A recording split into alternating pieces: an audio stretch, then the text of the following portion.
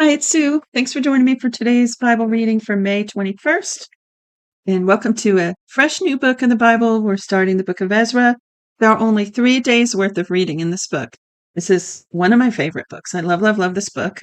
And be sure to check the description for the link for the Bible Project overview of the book. Find out some interesting tidbits there, little outline. If you haven't heard me say it before, it's a graphic illustration. They draw out the book as they tell you about it. It's really fun to watch, and you'll find some neat stuff there, like I said, including that this book, Ezra, was originally one book with the book of Nehemiah. They're separate now, but they were originally one scroll. And yeah, so check that out. And also, I will put a link for the playlist for the book we just went through. I like to go through and listen to the whole playlist after we're done, so I'll link that there for you in case you're interested in that. Listen to it all together, which can be time consuming, but I like to do that. I like to listen when I'm falling asleep, things like that. Don't you just love, this is such a rabbit trail, but don't you just love our modern technology? I remember when we used to have big old, earphones and Sony Walkman to take on a jog with us, that kind of thing. So we've come a long way. It never escapes me how convenient our modern technology is. Okay, so here we are in Ezra 1 through 3 from the World English Bible.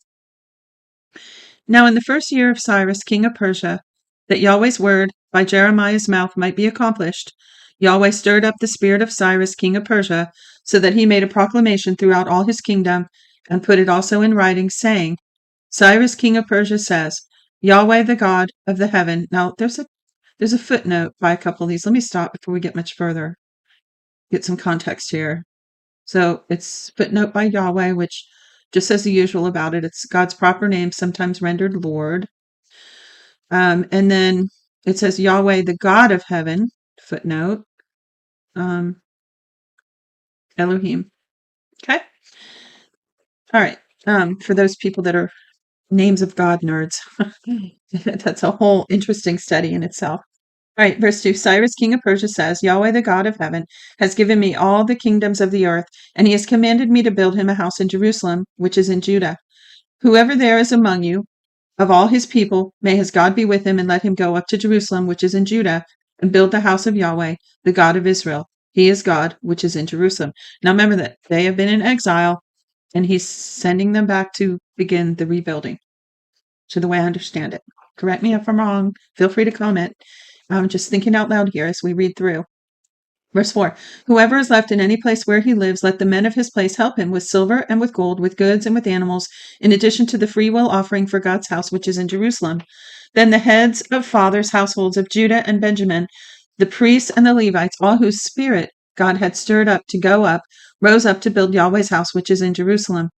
All those who were around them strengthened their hands with vessels of silver and gold and goods and animals and with precious things, in addition to all that was willingly offered. Also, Cyrus the king brought out the vessels of Yahweh's house, which Nebuchadnezzar had brought out of Jerusalem and had put in the house of his gods, even those Cyrus king of Persia brought out by the hand of Mithridath. What a name! Mithridath, the treasurer, and counted them out to Sheshbazzar, the prince of Judah. This is the number of them: 30 platters of gold, 1,000 platters of silver. Now, wait a minute. Okay, I had to pause it for a minute and double check my facts. So the entry I just Googled says that Babylon was 500 miles from Jerusalem.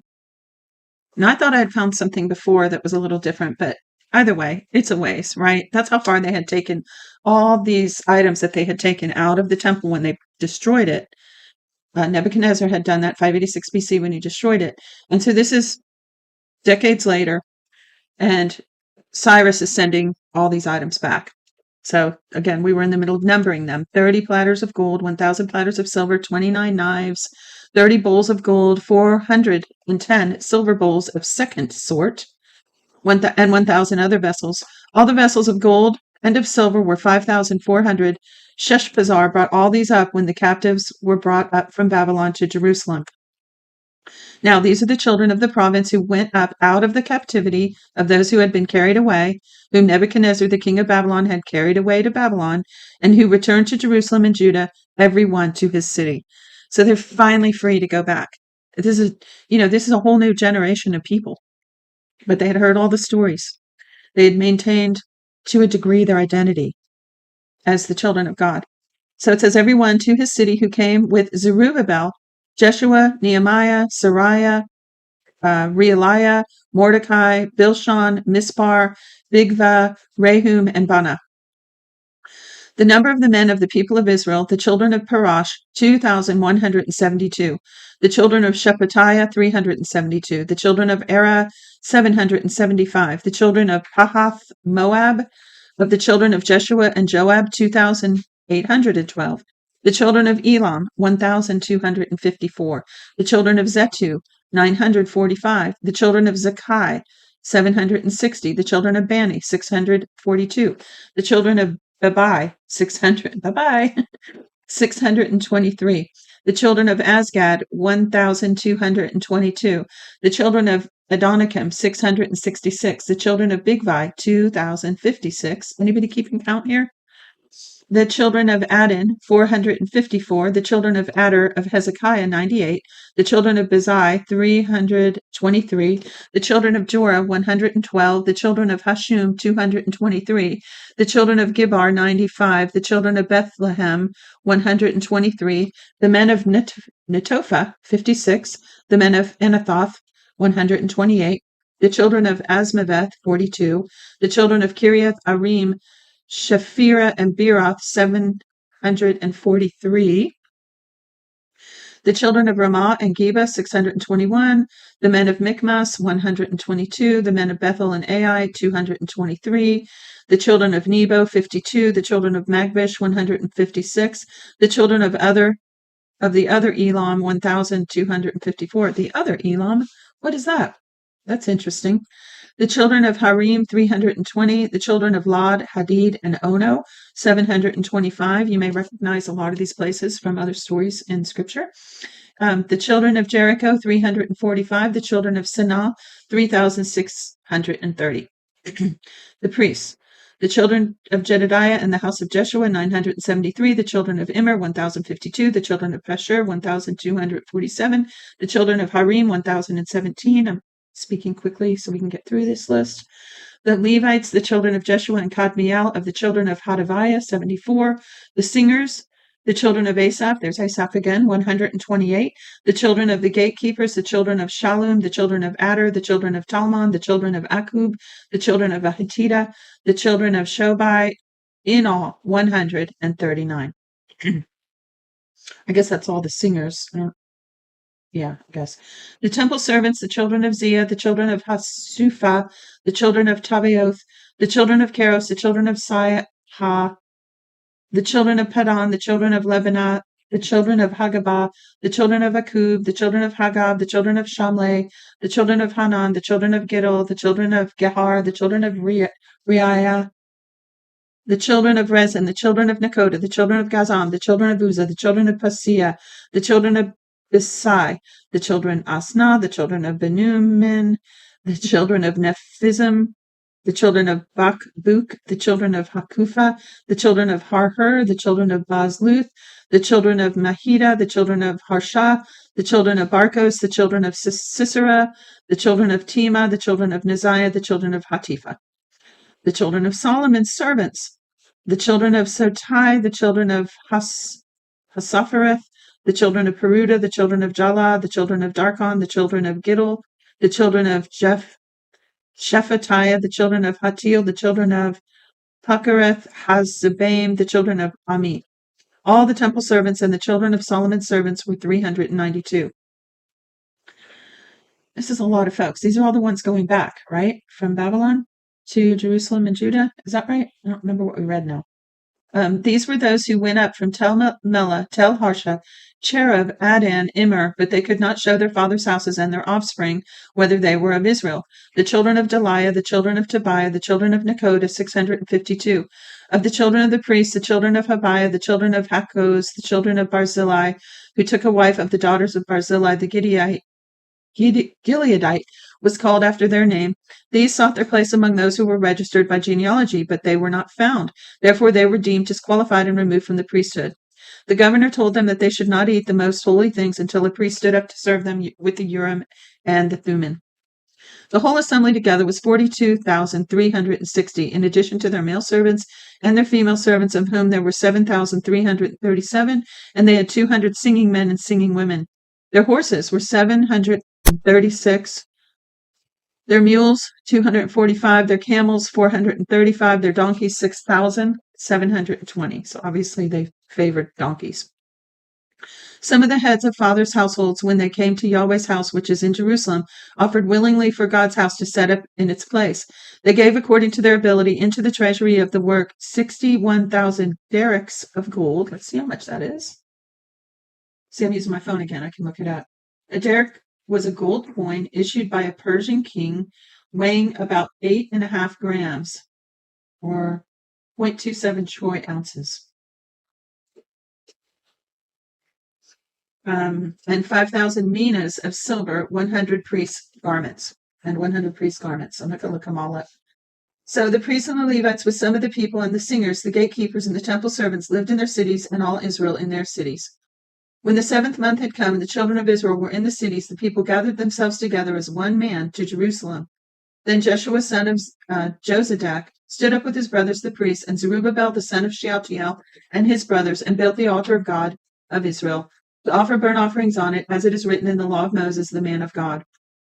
In spite of their fear, because of the people of surrounding lands, they set the altar on its base and offered burnt offerings on it to Yahweh, even burnt offerings morning and evening. Well, that was a big elephant in the room. Why were they afraid of all the people in the surrounding areas? Excuse me. Right, we'll find out about that. Different parts of Scripture. Verse 4. They kept the Feast of Booths, as it is written. That's the Festival of Tabernacles, the Feast of Tabernacles, the booths, they're called.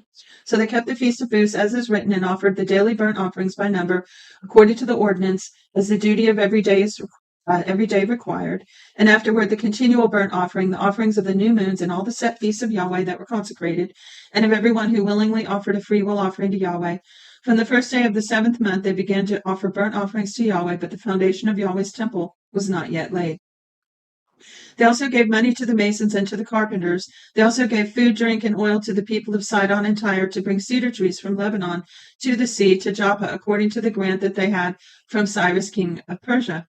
Now in the 2nd year of their coming to God's house at Jerusalem, in the 2nd month, Zerubbabel the son of Shealtiel, and Jeshua the son of Jozadak, and the rest of their brothers the priests and the Levites, and all those who had come out of the captivity to Jerusalem, began the work and appointed the Levites from 20 years old and upward to have the oversight of the work of Yahweh's house.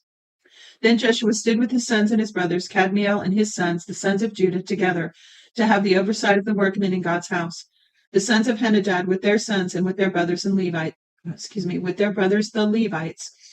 When the builders laid the foundation of Yahweh's temple, they set the priests in their clothing with trumpets, with the Levites, the sons of Asaph, there's Asaph again, with cymbals to praise Yahweh according to the directions of King David of Israel.